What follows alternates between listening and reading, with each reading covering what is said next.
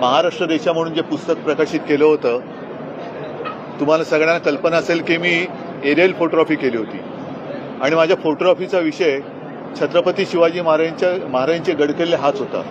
आणि त्यामागचा हेतू मी दाखवण्याचा प्रयत्न करत होतो की भूगोल आणि इतिहास यांची सांगड कशी त्यावेळेला घातली गेली, तेव्हाचे दिवस, तेव्हाचा काळ हा कसा होता आणि त्याही काळामध्ये आपल्या छत्रपतींनी अवघड ठिकाणी दुर्गम भागामध्ये दुर्गम किल्ल्यांवर गडांवरती किल्ले बांधून कसं स्वराज्य स्थापन केलं हे कल्पनेच्या पलीकडचं आहे. आता युनेस्कोनी सुद्धा त्याला एक दर्जा दिलेला आहे.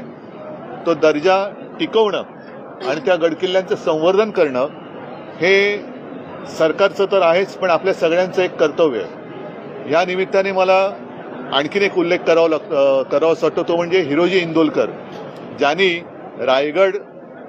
रायगडाचं बांधकाम हे त्यांच्या आधिपत्याखाली झालं. आणखीन काही किल्ले म्हणजे माझ्या ऐकण्यात आलं की सिंधुदुर्ग असेल किंवा प्रतापगड असेल, आणखीनही काही किल्ले असू शकतात.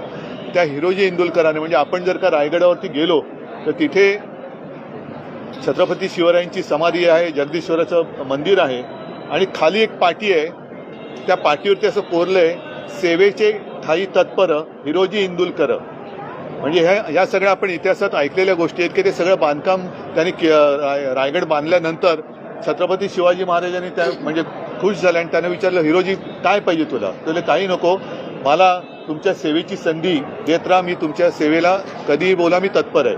म्हणजे तेव्हा असे निष्ठावंत मावळे होते आणि आज युनेस्कोने तो एक दर्जा दिलाय म्हणून नाही, तर त्याची जी महानता आहे ती कायम होती आणि राहील. महाराष्ट्र स्मारकाचं पहिल्या टप्प्याचं काम जवळपास पूर्ण होत आलेलं आहे. दुसऱ्या टप्प्याच्या कामाला सुरुवात झालेली आहे. मात्र जी माहिती मिळते त्यानुसार निधी अभावी काही कामं रखडली आहेत. निधी नाही, काही तांत्रिक बाबी आहेत. मला असं वाटतं याच्यावरती मुख्यमंत्री जास्त चांगल्या पद्धतीने स्पष्टीकरण देऊ शकतील. आज सुप्रीम कोर्टामध्ये किल्ल्याच्या संदर्भात एक ऑगस्टमध्ये आणि संपूर्ण केसचा निकाल देणार. ऑगस्टमध्ये निकाल देणार असतील तर नक्कीच एक समाधानकारक गोष्ट आहे.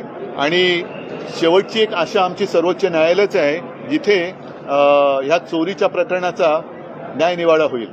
कारण आज जे आमचं चिन्ह चोरले गेले, मी नेहमी सांगतो की कदाचित किंवा आहे निवडणूक आयोगाला निवडणुकीचं चिन्ह देण्याचा अधिकार आहे, मात्र पक्षाचं नाव बदलण्याचा अधिकार नाही. तो निवडणुकी आयोगाचा अधिकार नक्कीच नाहीये. कोणाचं नाव उचलून दुसऱ्याला द्यायचं हा निवडणूक आयोगाचा अधिकार नाहीच आहे, असूच शकत नाही आणि तो आम्ही मान्य करत नाही. हा निवडणूक आयोगाचा अधिकारच नाही की नाव एखाद्या पक्षाचं नाव उचलून दुसऱ्या कोणत्याही येरागाबाळाला द्यायचं. हे निवडणूक आयुक्ताचं